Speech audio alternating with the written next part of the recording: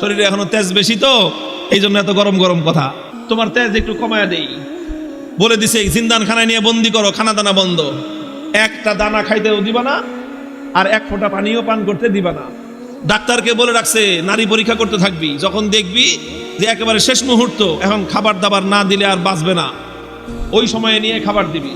খাবারটা কি দিবি সেটাও ঠিক করে দিছে, বলছে যে মুসলমানদের ধর্মে যে জিনিস হারাম সেটা দিবি, শুয়োরের গোশত আর মদ মিশানো পানি।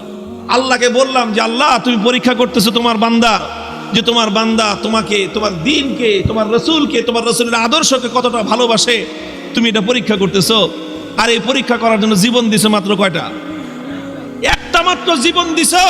আর ওই একটা জীবন দিয়ে আল্লাহ তোমাকে কিভাবে দেখাবো যে আমি তোমাকে আর তোমার দ্বীনকে কতটা ভালোবাসি।